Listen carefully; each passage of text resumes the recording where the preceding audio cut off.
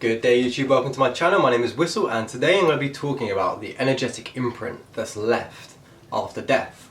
So the energetic imprint that is left when sentient life ceases in this realm. Okay, so what I'm going to be talking about a few different things here. So I'm going to be talking about the mass sacrifice that goes on through animal slaughter, and I want to shout out to the person that commented to do a video on this because I was thinking about doing a video on this anyway.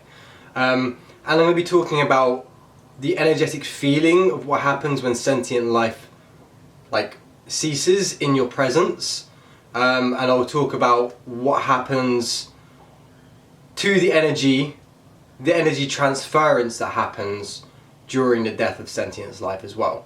So firstly, I'm going to talk about what happens when sentient life ceases in this realm. Okay, now you may resonate with this for a few things. If you've been in the presence of death, basically, if someone's died in your presence, or if an animal has died in your presence, or if death has happened in your presence, then you could probably kind of comment down below and say if this is true or not, or if you've had the same, or if you felt the same feelings.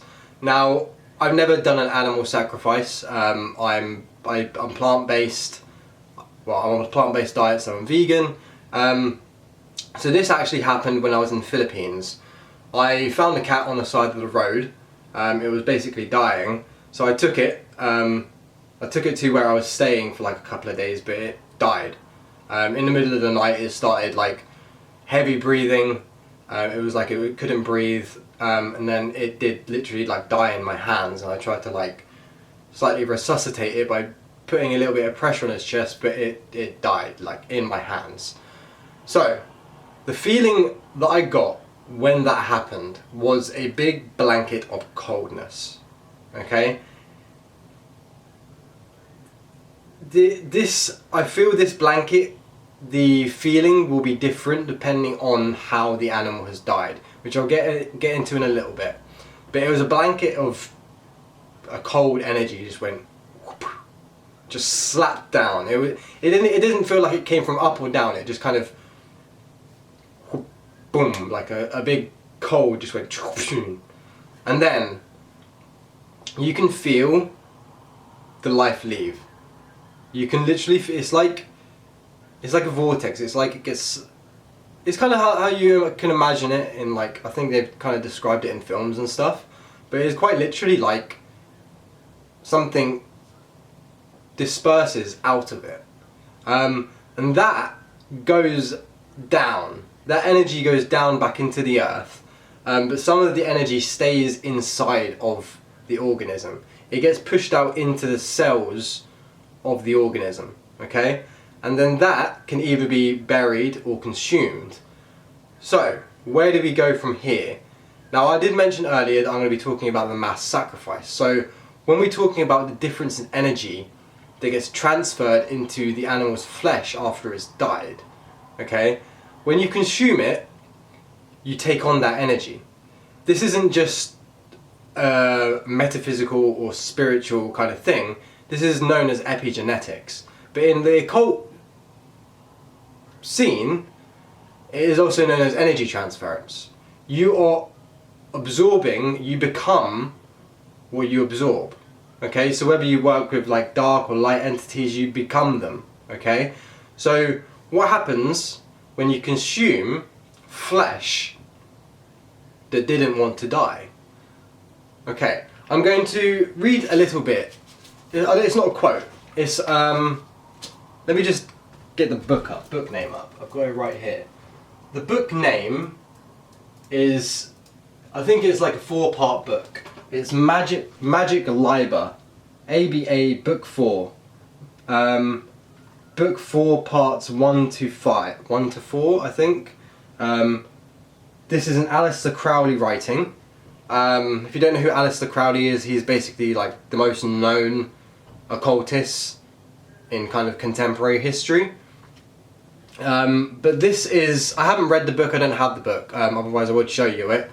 I do want to get it though, it does look pretty intriguing. But one of the chapters is titled something on the blood of sacrifice. It's talking about sacrifice, the energetic release of sacrifice. Again, I haven't read the book, so I can't talk more on this. I'm just going to talk about what I've written down on this tiny little page. But I'm going to explain it in a few pages. Okay, so energy is liberated, varying in quantity. So the energy that is expelled varies in quantity. Now this quantity can differ between a few different circumstances. So those circumstances can be the size of the animal. So whether, for example, if I died and an elephant died next to me, what do you think releases more energy? The elephant. It's massive. Okay? Obviously, humans have a bit of different energy, so let's compare it to like a dog and an elephant. If an elephant dies next to a dog, the energy that gets released compared to the dog and the elephant is much more bigger, substantial than a dog. Okay? It's bigger, it's filled with more energy. Okay, one second, I'm just opening my window, because incense is smoking this room out. Alright, so a few different circumstances that can change the energy. Again, the size and health of the animal. Okay, so the health of the animal can come into mental health, physical health, and spiritual health. Okay, so this is where it comes into the quality of the energy and the type of energy that's released on death. Alright, it says here, and in quality according to its mental and moral character. Okay, this is just what it describes the chapter as. So I'll read the whole thing out. It says energy is liberated, varying in quantity according to the size and health of the animal, and in quality according to its mental and moral character. So I'm going to talk about the mental character first, and then I'll talk about the moral character. So the mental state of the animal before its death. The animals that are slaughtered for mass ritual sacrificial abuse, their mental states aren't good. For obvious reasons. They're caged up, there is a death essence surrounding them, they know what's happening to them. These animals are sentient, they're not fucking stupid. Okay, they don't like sit in a cage wondering, oh, I'm gonna be free soon, yay. No, they know what's fucking happening now. They know. So it's mental energy. It's locked in a cage. It knows it's going to die. It's got fear in it.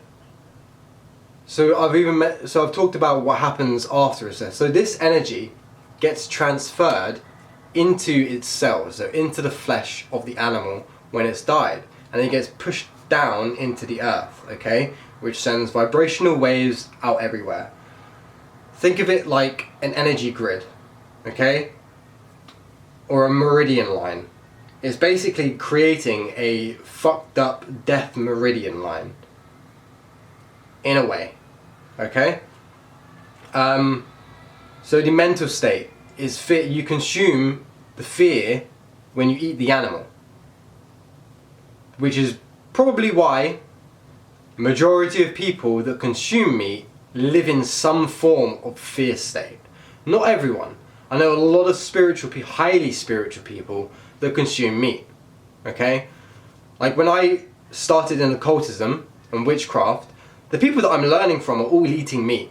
And I'm sitting here like a vegan, like,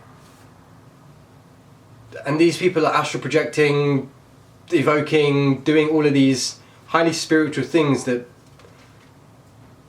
I thought, due to my prior knowledge, could only be achieved through raising the vibration, through going vegan and stuff like that. It's actually a load of bullshit, okay? I'm going to even talk about halal in a little bit, because there is a thing that's actually halal, but current halal isn't halal. So the mental state of the animal gets sent into the person consuming it. The moral character of the animal gets sent into the person consuming it. What do we mean by the moral character? So imagine, I don't know, let's say an absolute twat dies, but a really good person dies at the same time. That moral character, the energy of the moral character of the person is going to reside in its cells, so stay in the flesh, and get sent out on death. Okay? A good person dies. That energy stays in the flesh and gets sent out into the earth. Now, different cultures actually used to do human sacrifice. Some, I don't know if they still do, but there is a occultism group that does human sacrifice currently. But that human sacrifice comes from people that are wanting to be sacrificed. Okay, so these people are saying, I want this to happen, blah blah blah, and they get sacrificed for an energetic current. Okay, so the moral values on the person that gets sacrificed has an effect on the energetic outcome after the sacrifice or the death. Okay, so just saying sacrifice, let's call it a death.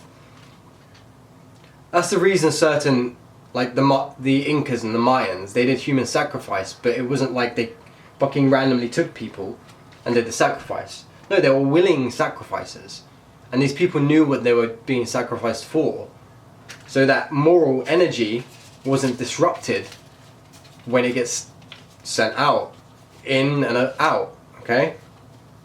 So I mentioned halal. Current halal is not halal.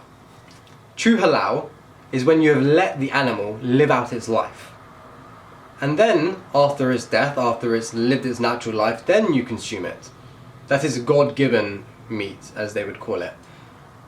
But when you go and pay someone else to do something because you're too weak to do it, that isn't halal. That's weakness. Okay? So that is what happens with this whole mass ritual sacrifice. Now, why do I call it a ritual sacrifice? The reason I call it a ritual sacrifice is because the powers that be know all of this that I've mentioned.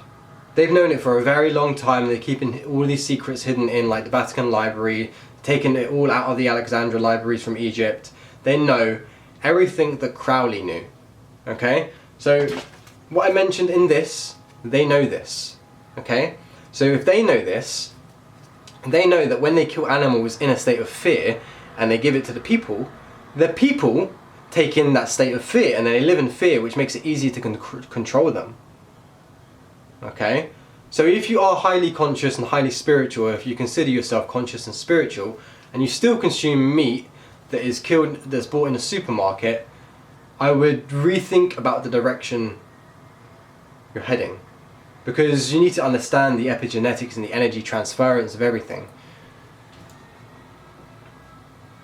Again, I've mentioned before, if you want to eat meat, go hunting. Go get it yourself. Use your own willpower to take the life. Don't pay someone else, because that's what pussies do. You're basically a hitman contractor. Oh, I'm not willing to do it. Here's 10 quid, you do it for me. That's basically what you're saying. That's what you're saying to yourself, and what you're saying to the world is you don't have the willpower to take the life. Okay? So I think that is my video for today. Thank you for watching. Like, comment and subscribe, and I shall see you next time. Peace out.